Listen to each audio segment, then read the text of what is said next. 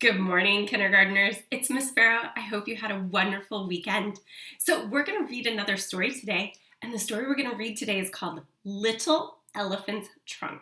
We're still learning about animals, and elephants are a fun little, not little animal, big animal. So let's go ahead and find out.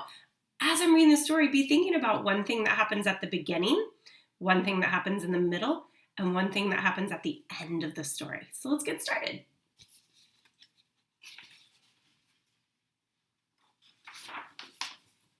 Little Elephant's Trunk.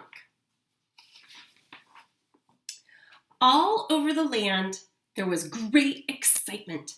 It was springtime, and springtime meant babies.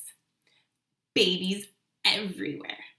The chimpanzee's baby clung tightly to its mother. The giraffe's baby nuzzled its mother's face. The tortoise's baby struggled out of its shell. The hippo's baby took straight to the water. The zebra's baby hid in the long grass. And the springbok's baby ran and ran. The elephants had a new baby too, and the whole family rumbled with pleasure as they gazed lovingly upon Little Elephant. Little Elephant took his first wobbly steps and fell. Something long and gray was tripping him up. He struggled to his feet, and it happened again. But now his mother was calling, and the herd was going to the river. Little Elephant hurried alongside his mother, stumbling as he tried to keep up. He slipped down the riverbank and fell with a loud splash into the water. He looked down. A face looked back at him, and something odd dangled from the middle of his face. The strange thing was a trunk. Then he realized he was looking at himself, at his own reflection. What was this strange dangling thing for?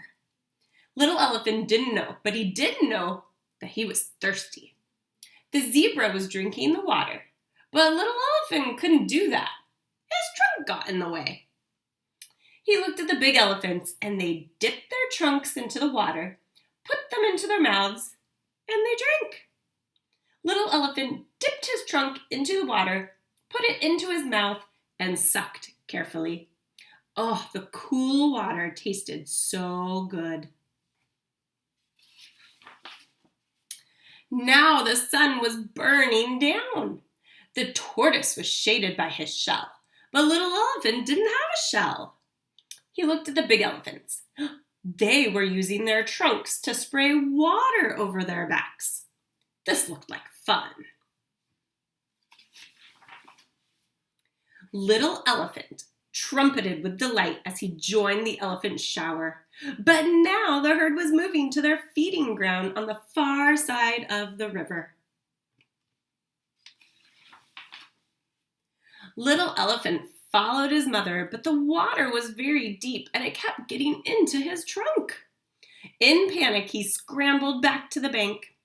The chimp swung across the river on vines, but Little Elephant didn't have any hands. He looked at the big elephants, and they all had their trunks sticking out of the water. They were breathing by snorkeling.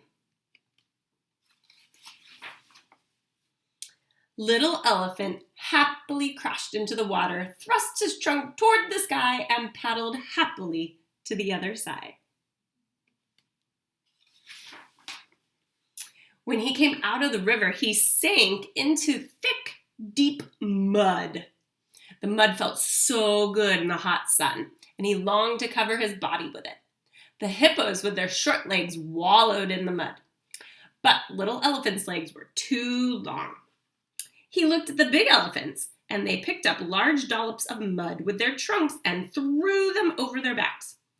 Little Elephant tried it, and he splattered the cool mud all over himself. Oh, it felt wonderful. The herd was on the move again, pushing their way through the long grass. The grass was so high that little elephant couldn't see where he was going, and he was afraid that he would lose his mother. The springboks leaped over the grass with their graceful legs as they followed their mothers. But little elephant's legs were thick and heavy. They were not made for jumping. He looked at the big elephants, and they walked in a long line with grandmother in the lead.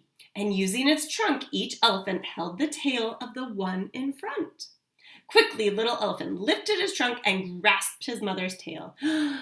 Now he felt safe.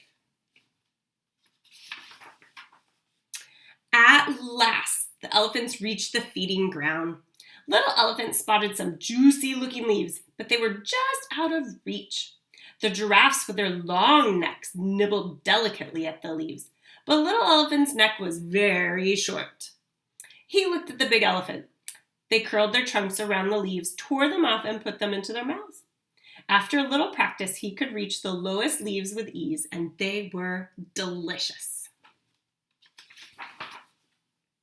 The sun had started to dip below the horizon. It had been a long day for little elephant. He was very tired. He snuggled up close to his mother and felt something gently stroking him. It was her trunk. He curled his trunk around his mother's. Ah, what a very useful thing a trunk is after all, thought little elephant. I hope you enjoyed that story, Little Elephant's Trunk. And remember, I'm going to want to hear what's something that happened at the beginning, the middle, and the end. I'll talk to you guys soon.